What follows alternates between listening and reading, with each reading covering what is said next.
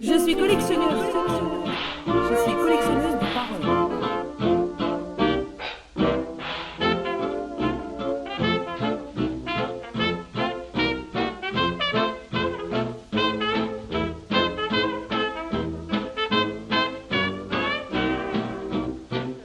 On a une caravane qui est arrivée au milieu d'année.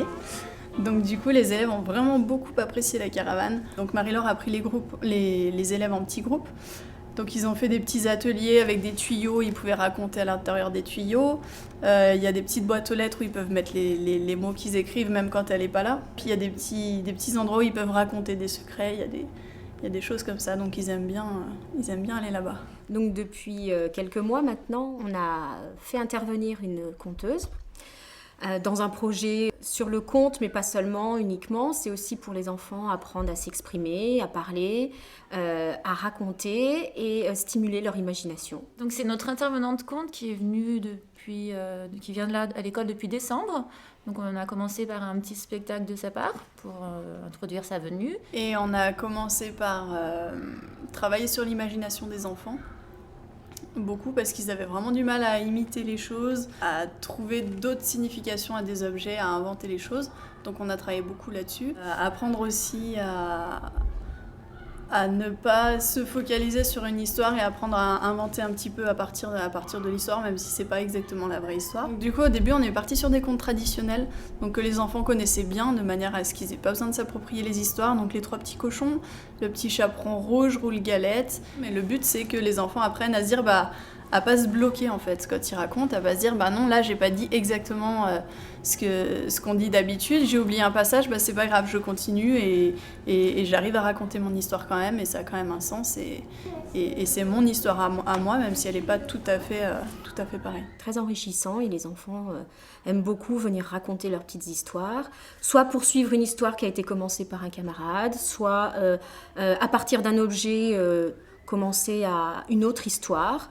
Nous, c'était lié plus ou moins aux histoires fantastiques, qui était un projet d'écriture qu'on avait dans la classe. Apprendre à s'exprimer, il y avait beaucoup la partie théâtrale, de la mise en voix, s'exprimer devant les autres, essayer de parler à voix forte et intelligible, voilà, à savoir se tenir devant les autres, et puis accepter de prendre la parole et de raconter des choses. Et on a découvert chez certains enfants justement vraiment une richesse qu'ils ne montraient pas forcément dans le cadre de l'école, de la classe. Alors du coup, les enfants m'ont écrit des choses, effectivement, avec donc l'intervenante Marie-Laure, également avec moi, puisque sous les CM1, CM2, on travaille depuis 3 mois maintenant en demi-classe. Donc quand Marie-Laure intervient dans la classe, elle prend la moitié de ma classe, elle travaille en projet d'écriture avec mes élèves, et moi, je fais de même de mon côté. Donc toutes les semaines, ils vont une fois par semaine travailler avec elle.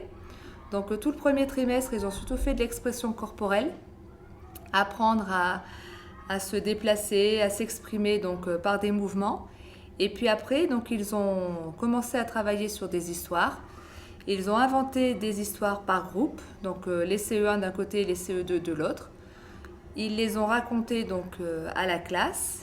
Et puis donc là, maintenant, on est en train de préparer un spectacle pour la fin de l'année où ils vont retravailler donc des exercices faits en expression corporelle et raconter les histoires qu'ils ont inventées. Alors j'ai beaucoup aimé ce projet parce que des enfants qui sont très très timides ont osé prendre la parole, ont réussi donc à s'exprimer, nous ont beaucoup étonnés. Donc c'est vraiment très très agréable ce projet par rapport à ça, de voir s'épanouir des enfants qui n'ont pas l'habitude d'être mis en avant. Moi, je trouve que ça les a vraiment libérés, parce que j'ai des CP qui étaient vraiment dans les règles et qui n'osaient pas forcément inventer, tiens, un bâton, ça pourrait être une baguette magique, par exemple. Donc, ils n'osaient pas trop inventer les choses. C'était vraiment un chouette moment, très enrichissant pour les enfants et pour moi aussi. Voilà, les enfants, je pense que osent plus participer à l'oral notamment, à l'écrit aussi, puisque voilà, ils sont moins bloqués devant une feuille. Vraiment, quoi, tout ce qui est à l'oral, c'est vraiment important l'apport qu'elle a pu apporter à Marie-Laure, puisqu'ils n'osaient pas trop faire des choses. Là, elle leur a demandé d'improviser aussi. Voilà, donc de gros progrès de ce point de vue-là. C'est un peu comme la petite caravane de Marie-Laure, elle peut vivre dedans. Mais c'est juste pour raconter des histoires aux enfants. Mais si elle veut, elle peut dormir, elle peut le faire à manger, tout et tout. Caravane de Marie-Laure. Et dedans, elle se promène et tout. Elle demande aux gens de mettre des mots doux, des mots gentils, des mots durs. Moi, j'aime bien les mots durs. J'aime bien les mots doux et durs. Parce que c'est marrant. Voilà. Ça rajoute du caractère. C'est pour mettre les mots doux. On prend un petit morceau de papier, on écrit le mot pétillant, doux, dur. Et si c'est un mot pétillant, on met dans la boîte à lettres pétillantes. Si c'est un mot doux, on met dans la boîte à mots doux. Et si c'est un mot dur, on met dans la boîte à mots doux. Et on va faire les histoires qu'on a inventées. Tout le monde a fait au moins une histoire. Il y a une histoire où c'est basé sur des objets, on invente notre propre histoire concernant un objet, ou sinon on se concentre sur un vrai conte, mais on fait une histoire basée sur un conte, mais on fait un conte détourné.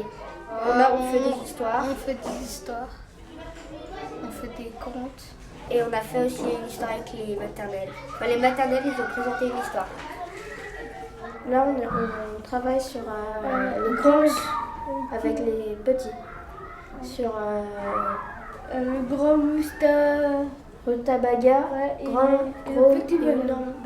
Rutabaga, le petit bonhomme. Et il y en a, ils ont fait un autre groupe. Et il y a 2 autres histoires. On a écrit des choses, on a inventé des histoires, des petites histoires marrantes, plein de choses. Les 3 petits loups et le grand méchant cochon. Ouais, il y avait vol galette. C'est ça? Non, c'est pas ça. Si, il y a Glister aux pommes. Ah oui, Glister aux pommes. La première fois, elle est venue en classe, puis après, on allait dans la salle de gym. Et on a même inventé une histoire, vu qu'elle nous a... C'était sur Barbe Bleue et on transformait.